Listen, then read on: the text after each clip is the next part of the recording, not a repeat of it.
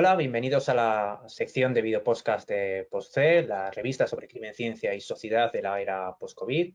Yo soy Jesús C, investigador del Centro Crimina, y tengo a mi lado a Daniel Jiménez Franco, profesor de la Universidad de Zaragoza, que me asistirá en la entrevista. Y hoy tenemos con nosotros al profesor David White. David White es profesor de estudios sociolegales de la Universidad de Liverpool, donde enseña y escribe sobre el rol de la ley en nuestro sistema de organización capitalista. Es autor, entre otras muchas publicaciones, de La empresa criminal, porque las corporaciones deben ser abolidas, que fue publicado y traducido al castellano en el año 2016 por ICA Editorial.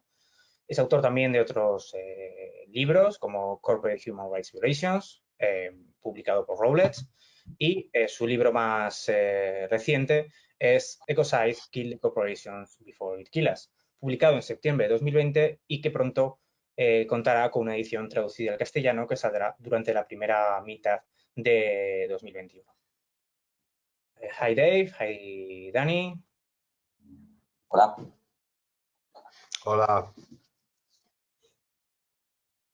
Bueno, me toca, creo, hacer la primera pregunta y la haré en inglés. Haremos el resto de la entrevista en inglés para que sea subtitulada. Hi, Dave. Thanks a lot for being here.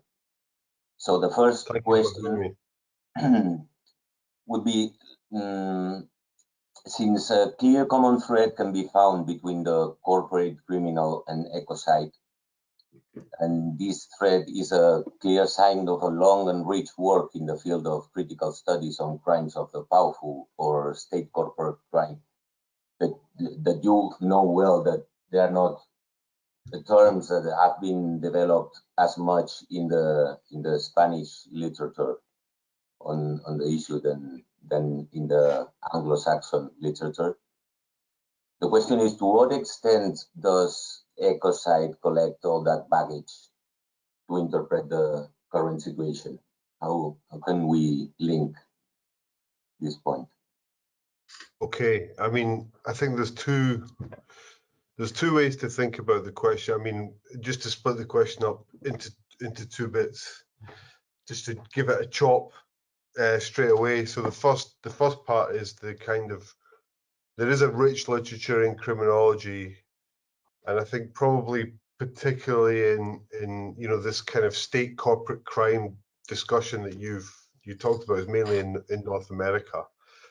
But the discussion, the basis of the discussion is everywhere, right? And it's only called state corporate crime in North America, but it's the same thing everywhere. And that's that there's a very intimate relationship between private profit-making companies and governments, state organizations, who very often collude to produce outcomes that have devastating consequences for populations. And I think that the origins of that discussion is really about making sure that political economy is a basis for our analysis. So we have to think about politics and economy as things that are always together in our analysis. So it doesn't make any sense to analyze, for example, the Iraq War in 2003 unless we analyze the demand for oil and the role that private investors and private oil companies indeed were playing behind the scenes. I mean, this is a matter of public record now certainly in where I live. The public inquiry into the Iraq War, the Chilcot report 6 years ago, established this, that the oil companies were working behind the scenes with the British government. So it doesn't make sense just to talk about the coalition of the willing in that war without thinking about the private interests behind it. And at the same time, it doesn't make sense to say that war was a war for oil, just a war for oil, because it was a war for geopolitical domination, for political elites in particular countries, the Bush administration, the Blair administration, and of course this was a huge political crisis in Spain at the same time. So that what happened at that time also had consequences for political elites. So it doesn't make sense to talk about politics and economy in isolation from each other, and we know that, right? We know that, and that's, I think, when we talk about the crimes of the powerful, that lesson is kind of always there, that there's always the political dimension and the economic dimension coming together powerfully to reinforce each other. And I guess, I mean, in a sense, I take that lesson into the discussion of ecocide because that's the origins, right? The origins are not, I mean, not the origins of the current ecocide can be put at one particular year or to one particular event or series of events, but the period of colonialism is absolutely crucial. The period of colonialism is where we see capitalism devouring nature and devouring humanity on a scale that never happened before. And one of the things I try to talk about in the book is that needed private capital to be organized on a scale that was never seen before in global terms, and capital had to be organized by the state, by colonial governments, and the colonial project was a project that was beyond the capacity of governments alone. It needed the kind of fledgling forms of private wealth also to be organized around that. So that's why I talk about the colonial corporations. The biggest single organization that shipped slaves was an English company called the Royal African Company. The biggest trading company perhaps in history was, again, a British company, was the British East India Company. So, you know, if we look at the colonial project alone, we have to say that politics and economy was going hand in hand, and the particular form is the corporation. And that's, I think, where, so the first part of the question is, yes, there's a kind of enduring importance of this discussion of state corporate crimes.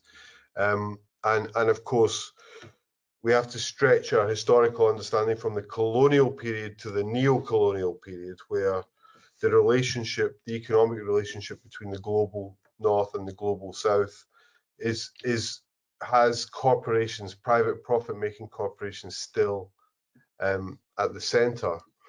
But the second part of the question, which I'm going to interpret what you said as being quite cheeky, Danny, like, is it recycling things that have been said for years, right? Is it just a recycling or a bundling together of everything?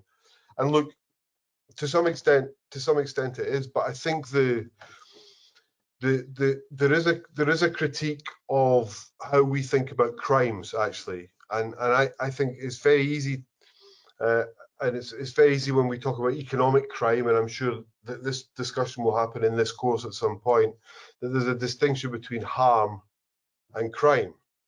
So of course the harms that affect us the most are never criminalized. But this debate becomes really sharp when we look at the kind of discussion around a possible future crime of ecocide being incorporated into the International Criminal Court, right? So this would mean that the things we are talking about as harms could be criminalized. But that raises a kind of huge question, because it's almost too easy. And I think a lot of scholars in criminology, state corporate crime scholars, would say, yeah, they should be criminalized. We should criminalize them because that's the way that we show the hypocrisy of the criminal justice system. If the crimes of the powerful are not criminalized, then the system is exposed. So we can use that language and practice of criminalizing the crimes of the powerful. When it comes to ecocide, though, it's not that easy, right? Because almost everything that is being done in the economy right now, I mean, almost every sector of the economy right now is set up to devour nature. Sorry, I mean, that's a big claim, right? But I'm going to step back. I don't think it's an impossible claim to make right now. So, you know, that means if we look at transport, if we look at food, if we look at almost any industry, the principles that industry is set up on are obviously profit, right? Because every industrial sector is dominated by profit-making organizations, but actually more fundamentally than that, a dynamic to reproduce capital. And so the reproduction of capital in every sector is normal, right? And it's the reproduction of capital with very little controls, and corporations largely in control, that is the problem. It's the problem of deforestation, it's the problem of the production of chemicals, it's the problem of fossil fuels, and so on, right? So the question is, if you begin to criminalize what is everywhere, then everything is criminalized, right? So I think there is a fundamental problem raised here about what the limits are on how we talk in criminological terms about criminalization, because ecocide is now the norm, and so I think that this, more than anything else, brings into relief a kind of obviousness that people who write about crimes of the powerful have to think, okay, we're not just using a kind of rhetorical device here to say those crimes are more important and those crimes are less important than those crimes. We have to think about system change, and I guess that's where the state corporate crime literature doesn't always lead inevitably to system change, but this discussion has to lead to system change.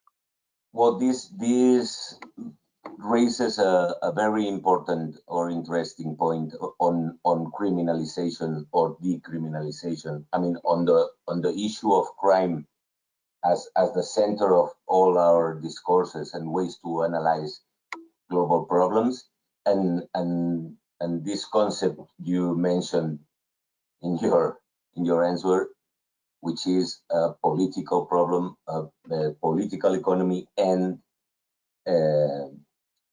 the system itself, which sometimes seems to be another topic, yeah, but is the center of the book, in fact, the deep center of the book. What can we say a bit more, I mean, about this criminalizing perspective?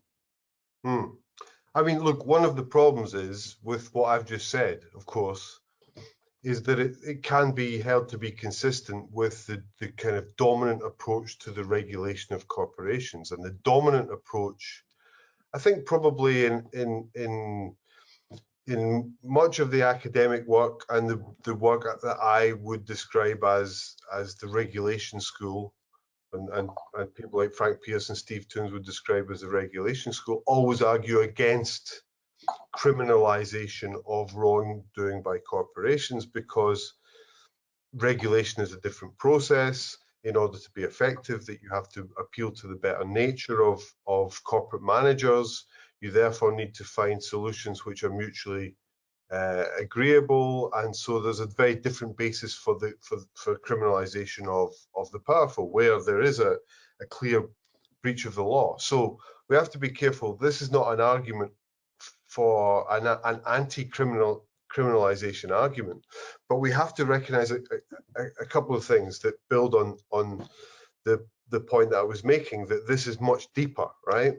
So say, for example, and that, you know, this has happened, but say you have a polluting company that that ends up polluting a river, breaching the law, polluting the river, and it's prosecuted and put into liquidation, right? And it's not, you know, this happens, right? This happens, the courts do this very often in certain cases. There's also a literature now in the US on the corporate death penalty, which is gaining some kind of traction. Stephen and Mary Ramirez's book, The Corporate Death Penalty, for example. Now, you know, that would seem to be consistent with a lot of things that a lot of people I work with have argued, that you have to criminalize corporations when they commit breaches, particularly serious, egregious breaches that ruin our environment or kill people and so on, right?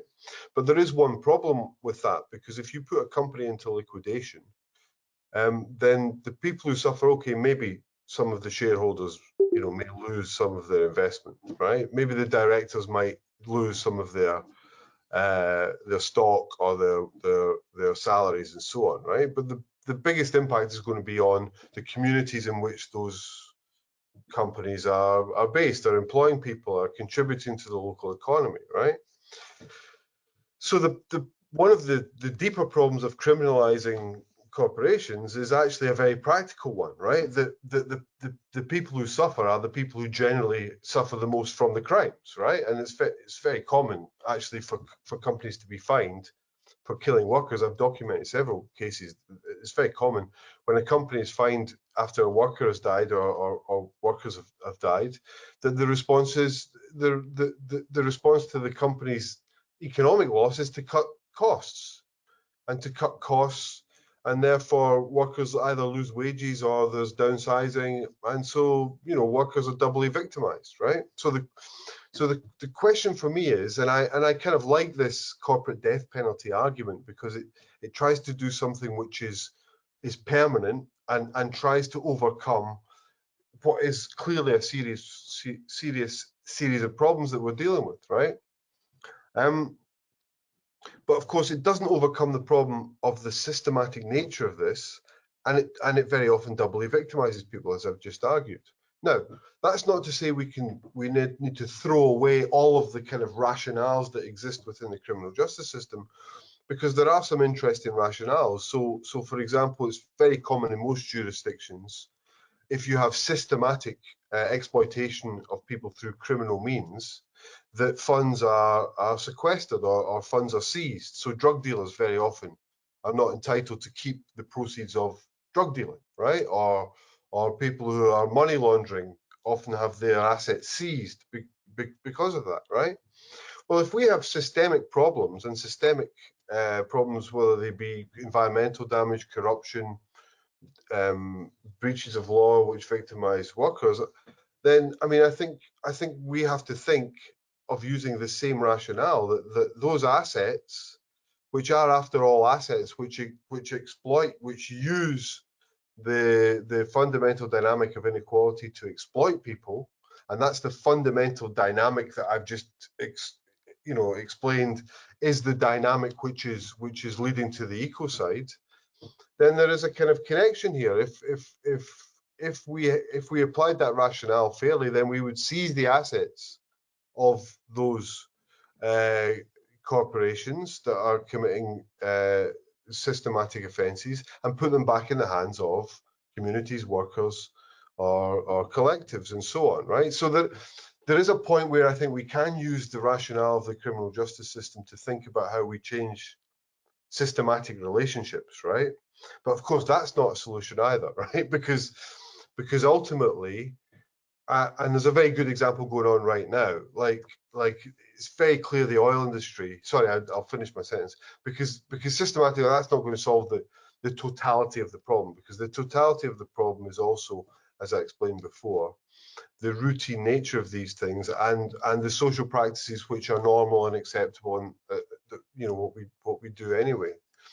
So I think there are certain sectors of industry which would need to be put into democratically controlled hands, let's say, and there's been a couple of recent papers in the UK talking about how we might do that in the fossil fuel industry, how the fossil fuel industry might be stripped of the right to make profit and put into public hands. And we need to be thinking about that. The example I was going to use, which illustrates the importance of that, is there's a trade deal being negotiated. I'm not sure how far it's got by the Trump team with Kenya. So Kenya are negotiating a trade deal with the Trump team, and behind the scenes, the fossil fuel companies are lobbying hard to get Kenya to lift some of its environmental laws, not to sell oil and not to sell directly derived oil products, but to sell secondary products, plastics. So the fossil fuel companies are lobbying hard to make sure that the ban on plastics in Kenya is lifted, so that when they have to diversify and move out of fossil fuels and they're producing plastics, they know they have a market to sell that into Kenya. Now, I mean, that's an interesting case for a criminologist, and I certainly wouldn't advocate this. But if you can be fined 4,000, the equivalent of 4,000 euros in Kenya for possession of a plastic bag. So, I mean, I'm not advocating that, by the way, But there's a reason for that, and the reason for that is they've banned the use of plastic bags in retail because they've been clogging up the waterways. They've been affecting people's water supply, ability to live.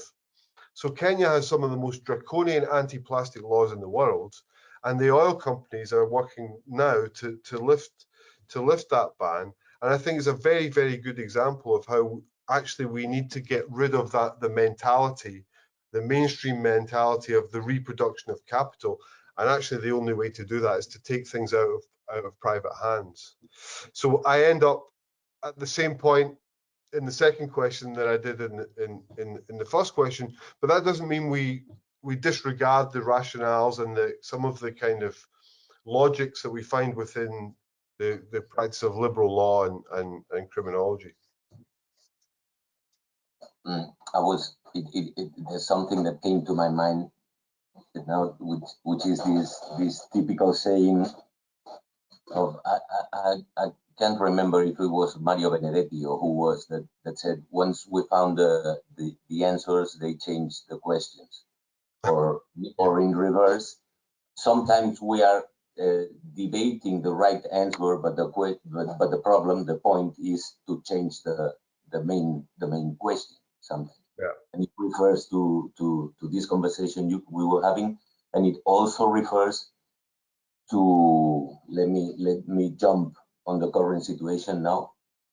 It also refers, or could refer, let me know what you think about this cloud of confusion we are all immersed right now, which is the issue of the Green New Deal, the New Generation Euro plan, all these, again, these new solutions, or these solutions, these recipes that might, I don't know what you think, or I don't know, from the perspective of the book, how could we make it fit in the current situation now, and how much could we trust these schemes that are being proposed right now just to face a solution for I don't know what, honestly. Don't know what you think about it. Yeah, I think, I mean, look, it's one of the points I make in the book. The most proposals for a Green New Deal, I think, don't take the corporation seriously, right? That's clear, right? And I'll talk about that in a minute.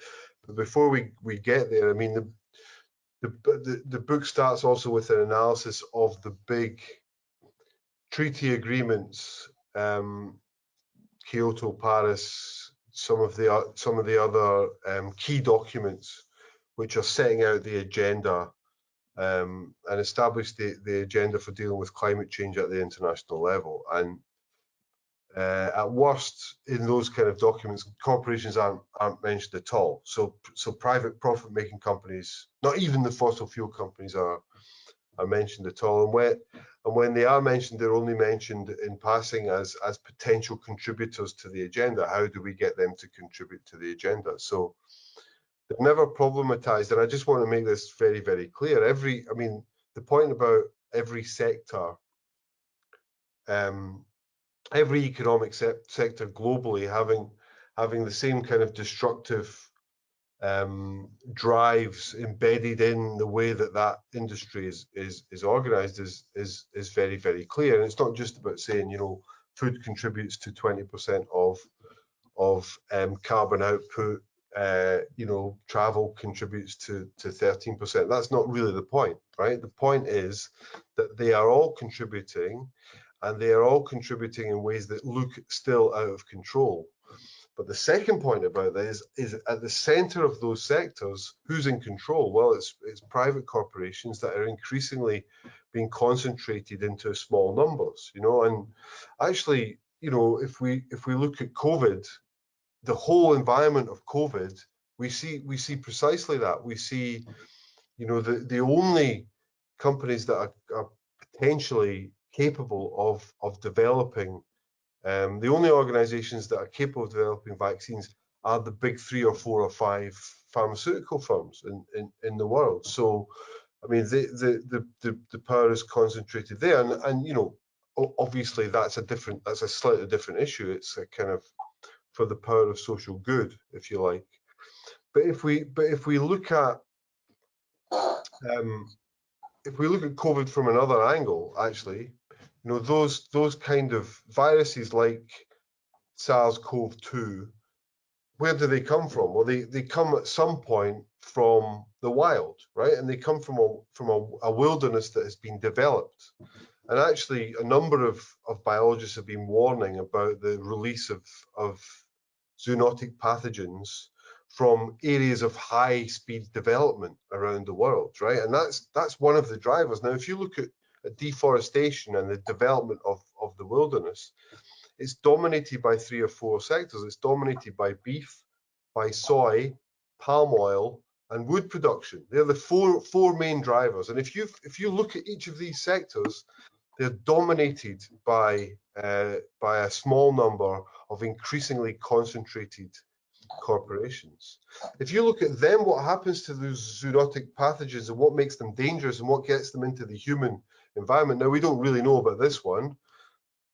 It could have been a wet market in Wuhan. There's some debate about that, but generally, there's an acceptance that the best conditions for those kind of new viruses, these new pathogens, to mutate is in factory farming, is in huge farms where you have, you know, whether we're talking swine flu, bird flu, you know, huge places where there may be, you know, thousands and thousands of livestock, and what that does is it multiplies the chances of the virus mutating in a form that can go to humans, right? And they are dominated. If we're talking about pork, there are 2 or 3 companies. Smithfield's, I think the American company, is the biggest in the world, which is also incidentally really globalized and dominating in China. If we look at chicken, there's a number of there's about 3 or 4 French and American companies that dominate something like 30% of global chicken production. So that, if we want to deal with that problem, then we're dealing with a concentration of a relatively small number of companies. Now, sorry, I've gone off in a bit of a kind of digression, but all of the sectors that are driving the eco side have similar characteristics. That they are dominated by a small number of an ever decreasing number of highly concentrated firms who are in control. And I guess that's the point. You know, they are in control. Now, of course, we know that that private companies in almost every sector, we've seen that as well from COVID, are on life support, and they will be bailed out. Most sectors are being subsidized or bailed out by us. Ultimately, we will pay for bailing out the corporate sector. So I'm saying they are in control, but ultimately we are the ones who are producing the value that keeps them in control. And that should raise fundamental questions about what that means for the Green New Deal. Sorry, Danny, I'm coming back eventually to the Green New Deal. Thanks for the iteration. But the Green New Deal is, I mean, look, every version I've seen, and there are, you know, I certainly don't want to dismiss all of the ideas, but you know, even in this country, when we move from a more left-wing kind of social democratic party to a more right-wing you see the way the Green New Deal changes for the worse, right? It becomes less about fundamental change. So I'm not saying that this one is as bad as this one, that they're all, you know, that we have to kind of make sure that the proposals for a Green New Deal are serious and they're going to lead to systematic change. But none of the versions I've seen deal with corporate power directly and say, unless we take that small number of corporations out of every sector, out of control of every sector, then we won't have a hope of dealing with the problem. Because I think COVID's a good example. Like in Spain, like in Britain, you know, the public subsidy that kept jobs generally failed, but the amounts of money that did keep jobs essentially kept private companies going so they could survive the crisis, actually. So the purpose was to retain the autonomy of corporations rather than bolster our autonomy to be economically autonomous. And so Like, I think that is really the fundamentally the problem with the Green New Deal. Most of the proposals, even the more radical proposals for a Green New Deal, would be welcomed by most corporate leaders in most sectors, maybe with the exception of fossil fuels and transport, right?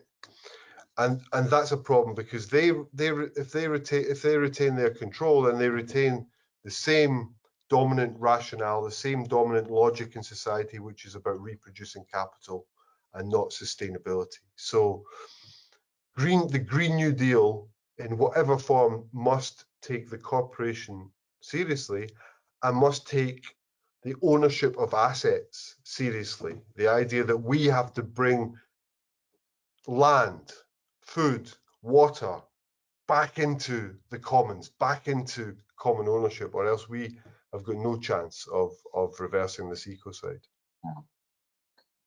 We could say then, let me put some humor on it, some bad humor on it, that the Green New Deal, the main risk of this Green New Deal is that it might be dressed in green, but not be new at all. Since the risks of reconcentration of capital and power can be higher and higher due to this. As I said, also thanks for the digression, because in fact I wanted to add something to that. Now this last chapter we are already living is about the vaccines licenses and global peripheries again getting excluded, mainly excluded. Yeah, a majority of the population. So this cycle of inequality and exclusion goes somehow on and on. Even if we talk about green or whatever, that's fine. And and there's some other examples or some other excuses. Look, can I just say, just to add to just before you get to the other examples, Danny, just to reinforce your point. So Mike Davis wrote a great book called The Monster at the Door, which I think was about SARS, and then he updated it, The Monster Enters, for the COVID crisis. And the point he makes is there was no vaccine for SARS, no vaccine for MERS, no chance of a vaccine for Ebola because it was the African disease. But he lists 10 of those global epidemics where there simply was not a vaccine developed because it wasn't ever going to be profitable. And I think that illustrates exactly what you're saying, because actually where are the vaccines going? I mean, they're going to be flooding into the global north, as we know that, right?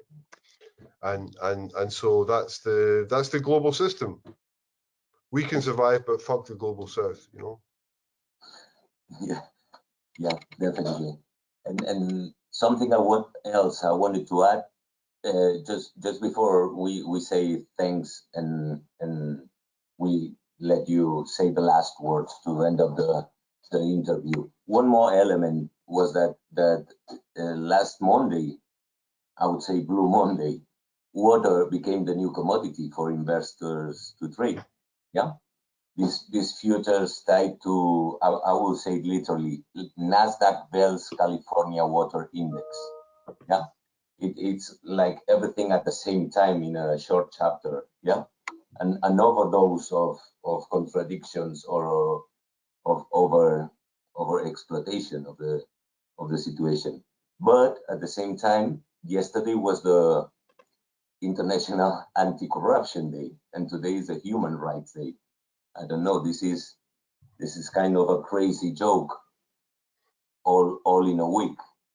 There's no question here. It's just how to use this kind of paradox to put an end to the interview, to the explanation. Or maybe before, let me say to the audience that point you raised about how corporations are mentioned in international treaties and international documents is one of the special points in the book, one of the most I think, important examples to learn, or to put the reader into a context to analyze the problem.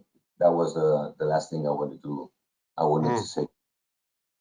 I mean, I've got, two responses. I mean, the first to the days, these ridiculous kind of labeling of days. I mean, I don't know where to start with corruption. I mean, COVID and corruption, you know, the huge amounts of money that are being spent on things that never materialize, you know. I think something like, you know, of the, I can't remember the exact figure, but certainly in the tens of billions spent on PPE, something like 14% was ever used in the UK. I mean, there's a scandal about testing, the huge amounts of money that are just gifted out, actually without any kind of normal, and I know that's not just the British experience, that's in a lot of European countries and in the US. So International Corruption Day yesterday passed without almost any mention of any of this, you know, as if this is not something that's our lived reality now. And I suppose the thing about naming days, I mean, like, you know, it's the first time we're talking about in our history that our days are numbered. I mean, people are saying that the planet may not be habitable in 70 years time, 80 years time. I mean, this is, you know, if we go to 3-4 degrees higher, then most of the planet is not actually habitable. So maybe our days are numbered.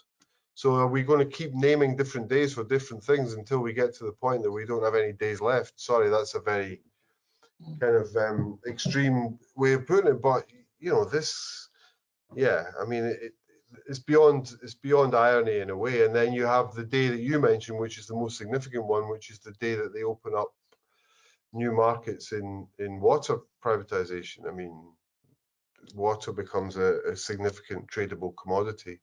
I mean, I cite, I'm going to read it from the book here because I've got it on the screen. I mean, one of the things I wanted to kind of foreground in the book, which I don't, and which I think we need to talk about, and you've raised it, Danny, is the financialization of all of this. So not just asset ownership and the way in which they're controlled by particular forms of organization, but actually the kind of financial rationale to all of this, because that's really, really important in terms of how we respond, because, you know, the system that was established in the Paris Agreement of carbon trading has been a failure, and in fact, it's been fairly well documented by Naomi Klein amongst others that actually it's counterproductive, that some companies are creating new increases in carbon output so that they can benefit from permits, and then those permits are being traded.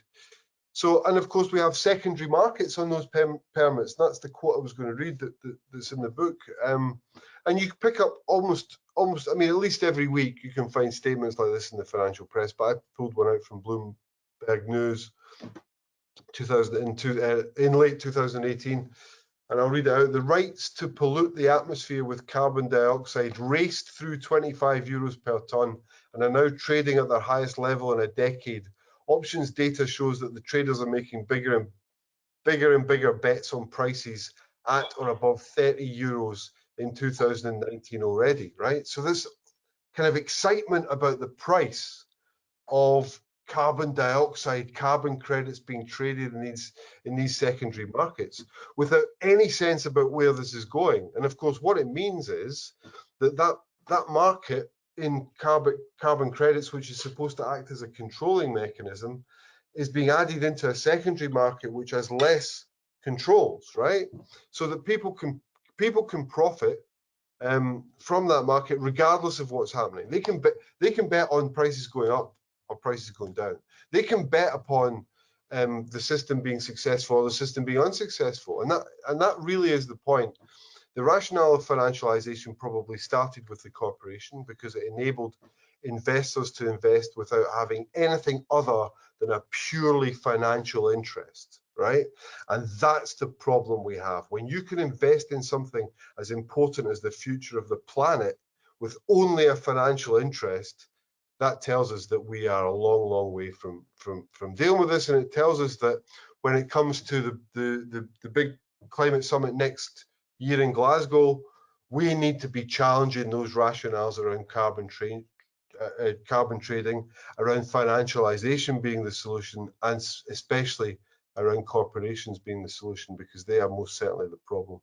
This also tells us that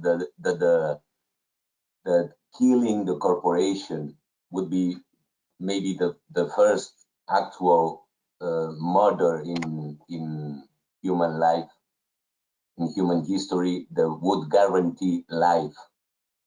The first non-bloody murder in human history, the first and necessary one.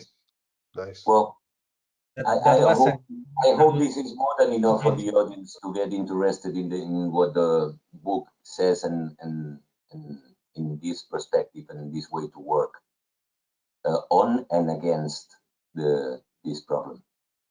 Well, thank you very much, Dave. Thank you very much, Dave. Thank you very much, Danny. It was a good conversation. It was a pleasure have both with us. So we got the best regards.